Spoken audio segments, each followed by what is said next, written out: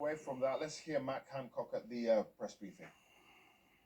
Good afternoon and welcome to Downing Street for today's coronavirus press briefing. I'm joined by our National Medical Director for the NHS, Professor Steve Powis, and Professor of Public Health and Epidemiology at Manchester, Professor John Newton. Our step-by-step action plan is aiming to slow the spread of the virus so fewer people need hospital treatment at any one time, protecting the NHS's ability to cope. At each point, we've been following scientific and medical advice, and we've been deliberate in our actions, taking the right steps at the right time. We're also taking unprecedented action to increase NHS capacity by dramatically expanding the numbers of beds, of key staff, and life-saving equipment to the front line to give people the care they need when they need it most. I've been away for a week now, and I'm delighted to be back. In the past week, we've completed the construction of a whole new hospital, the NHS Nightingale Hospital in London, built in 9 days. With 4,000 beds, this is the equivalent of 10 district general hospitals. And there's more to come in Birmingham, Manchester and Glasgow, where the military have been working wonders in helping to construct. This has been an incredible achievement, and I want to thank everybody involved. I also want to thank everyone who has followed the social distancing guidelines and the admirable fortitude and spirit of the British people in following these rules. And Steve will update us on the progress that's being made and how people are following those rules. And I want to pay a huge tribute to all of the councils, the primary care, community care, pharmacies, and unbelievable 750,000 volunteers who signed up for shielding the most vulnerable. This is Britain at its best. Sadly, the coronavirus continues to grow. I can report that through the government's ongoing monitoring and testing programme, that according to the latest figures, 163,194 people have now been tested for the virus. 33,718 have tested positive. And the best scientific analysis is that the rate of infection has been doubling every 3 to 4 days. The number of people admitted to hospital with coronavirus symptoms is now 12,949. Of those who've contracted the virus, 2,921 have sadly died. We express our deepest condolences to the families and to the friends of the victims. If the past few weeks have shown us anything, it's that we are steadfast as a country in our resolve to defeat this invisible killer. I'm profoundly moved by the compassion and the commitment that we're seeing from people right across the country. And in the health and care system, we've lost colleagues too. Doctors, nurses, mental health professionals, they have paid the ultimate price for their service, working to care for others. And I just want to say this on behalf of all my colleagues in health and social care. I am awed by the dedication of colleagues on the front line, every single person who contributes to the running of this diverse and caring institution that our nation holds so dear. Many of those who died, who are from the NHS, were people who came to this country to make a difference, and they did, and they've given their lives in sacrifice, and we salute them.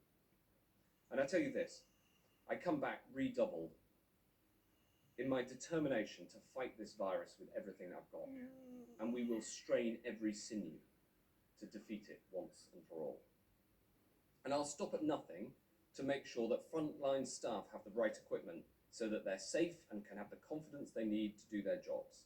And I know that people have been asking questions about protective equipment. With the support of the British military, we've shipped a record quantity of equipment to the front line. Just yesterday, 45 million pieces of protective equipment were delivered across health and social care, including more than 5 million aprons and 6 million surgical masks. Today, Public Health England have announced the upgraded PPE standards that people should use and expect The upgraded guidance has been developed through intense consultation with stakeholders right across the board and staff on the front line. We have listened, we put the interests of health and care staff first and put them at the heart of this. The new guidance recommends the appropriate level of PPE to protect people in all circumstances. These standards are amongst the highest in the world and in line with the recommendations of the World Health Organization. I'm delighted they've been welcomed by the Medical Royal Colleges, the BMA, the Royal College of Nurses, and the trade unions. Any health or care organisation that needs PPE should call the hotline so that our military operation for delivering PPE can get that protective equipment to you. These are unprecedented times for our health and care system, and I want to make sure that every part of it is supported. I've therefore made £300 million available for funding for community pharmacies, who do so much to get vital medicines to people and play such an important part in their communities. They themselves are the NHS frontline. And today, to help NHS trusts to deliver what's needed without worrying about past finances, I can announce that I'm writing off £13.4 billion of historic NHS debt. This landmark step will not only put the NHS in a stronger position to be able to respond to this global coronavirus pandemic, but it will ensure that our NHS has stronger foundations for the future too. But this is only one part of the picture. I quite understand too why people are yearning for the certainty that good testing provides. I get it. Public Health England can be incredibly proud of the world-beating work they've done so far on testing. The rollout of Public Health England's COVID-19 diagnostic test is the fastest deployment of a novel test in recent history, including faster than the swine flu pandemic in 2009. But I'm going to level with you about the challenges that we face and the plan we have to rise to those challenges. I'm going to go through some of the challenges in very specific detail and then talk about the plan we have to drive this forward with a significant increase in testing. First of all, unlike some countries, we didn't go into this crisis with a huge diagnostics industry. We have the best scientific labs in the world, but we did not have the scale. My German counterpart, for instance, could call upon 100 test labs ready and waiting when the crisis struck, thanks in large part to Roche, one of the biggest diagnostic companies in the world. We have had to build from a lower base. Next, there's the demand for materials. There's been a shortage of both swabs and reagents. Thanks to the ingenuity of my team, we have fixed the swabs issue and we're tackling the shortage of reagents. We're resolving this reagents issue, but as the head of Roche and the President of the United States have commented, this is a global challenge. I'm sure that we'll get there. Next, there's the challenge of prioritization. Look, I understand why NHS staff want tests so they can get back to the front line. Of course I do. But I took the decision that the first priority has to be the patients for whom the result of a test could be the difference in treatment that is the difference between life and death. I believe anybody in my shoes would have taken the same decision. I'm proud that every single patient who's needed a test for life-saving treatment has had access to a test. But of course, NHS staff need access to testing too. And I'm delighted that at the weekend we could roll out this access for the first time. And there's a challenge too of making sure that the public can have confidence in tests. Several of the tests that we're currently checking have failed. In one case, a test that I'm being urged to buy missed 3 out of 4 positive cases of coronavirus. That means in 3/4 of cases, that test would have given the false comfort of sending someone with coronavirus back on the wards. Approving tests that don't work dangerous, and I will not do it. Now, these are some of the challenges that we've faced, but I want to set out my plan to boost testing. Let's first be clear about the goal. Always to ensure that testing is available to patients who need it. Next, to expand testing to critical NHS staff and their families. And I can announce today that we're expanding testing for NHS staff further. Third, as we ramp up the numbers, we'll test critical key workers, and over time, we'll expand testing to the community. Our ultimate goal is that anyone who needs a test should have one. Now, let me take a moment to set out my 5-pillar testing strategy to achieve these goals. The first pillar is swab testing in Public Health England labs and within the NHS in their hospitals. This is the testing to find out if you currently have the virus. We've already reached a target of 10,000 tests per day, precisely on time, by the end of March, as committed. And we're committed to reaching 25,000 tests per day by the end of April at the latest.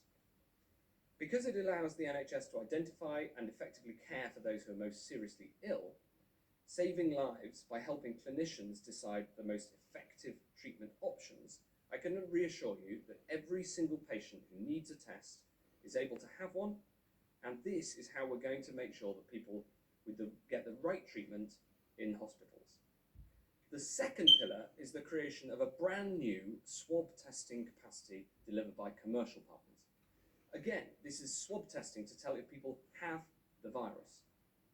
The biggest part of Pillar 2 is partnerships with universities, research institutes, and companies like Amazon and Boots to build from scratch a network of new labs and testing sites across the country.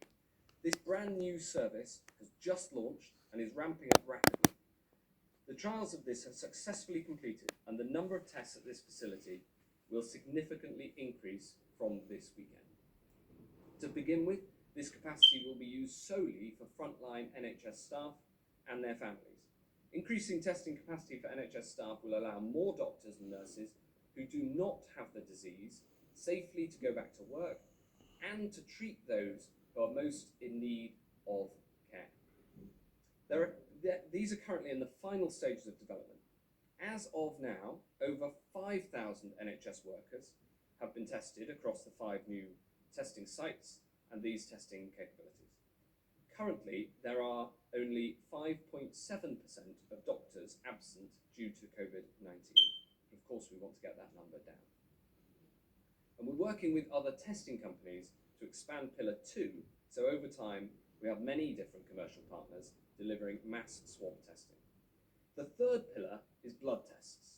Now, blood tests are designed to tell whether people have had the virus and are now immune. These tests are done by taking a blood sample and looking for the presence of the right COVID-19 antibodies. These could potentially be done at home with a finger prick and deliver results in as little as 20 minutes. We're currently working with 9 companies who've offered these tests and evaluating their effectiveness. These antibody tests, blood tests, offer the hope that people who think they've had the disease will know they're immune and can get back to life as much as possible as normal. But they've got to work. The fourth pillar is surveillance. We're conducting some of the biggest surveys in the world to find out what proportion of the population already have the virus. This is done using an ultra-high accuracy antibody test operated by Public Health England at their Porton Down Science campus. We have capacity for 3,500 of these tests a week, enough for population sampling to begin with. Robust population surveillance programs are essential to understanding the rate of infection and how the virus is spreading across the country. We'll use these tests to help us strengthen our scientific understanding and inform us on the big choices that we have to make about social distancing and how we exit from this crisis. We did not start this crisis with a large diagnostics industry, but that doesn't mean that we can't build one. Just as our top-end manufacturers have joined up the national effort to build ventilators, so the pharmaceutical companies will do the same for testing. Our pharmaceutical giants like AstraZeneca and GSK, which have no great history in diagnostics, are now working with our world-leading but small diagnostics companies to build a British diagnostics industry at scale. The new national effort for testing will ensure that we can get tests for everyone who needs them. And I'm delighted that the pharmaceutical industry is rising to this challenge and putting unprecedented resources into testing. Taken together, I am now setting the goal of 100,000 tests per day by the end of this month. That is the goal, and I am determined that we will get there. And to help drive this work forward, I'm pleased that Professor John Newton from Public Health England will be taking on a new role to coordinate this national effort for testing, working with my brilliant departmental officials, the NHS, and the life sciences industry. Professor Newton is widely recognised as a leading voice on public health and epidemiology, and I'm thrilled that we can bring to bear his considerable experience on this vital issue. My 5 pillars represent a comprehensive plan to put in place the testing that is mission critical as we fight this battle against coronavirus.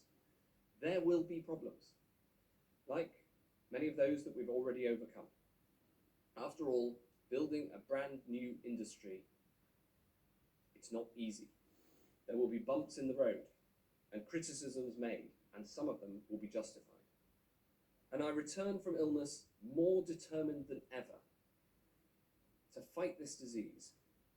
We'll bring together the best minds, we'll bring together the best science that this country has to offer, and we'll work with our friends and allies from around the world as we do so, because we are in the midst of a war against an invisible enemy, and it is a war in which all of humanity is on the same side. And history has shown that when the world unites against a common foe, then we will prevail. As the Prime Minister said yesterday, mass testing is how we unlock the coronavirus puzzle and defeat it in the end. But in the meantime, while the disease is still spreading and the government builds up its ability to test at mass scale, the most important thing for people to do is to stay at home, to protect the NHS, and to save lives. Now I'm going to turn to Steve Powis, who's going to set out some of the details of where we're up to in our fight against coronavirus. Steve. Thank you, Matt. I'd like to update you with some of the information that we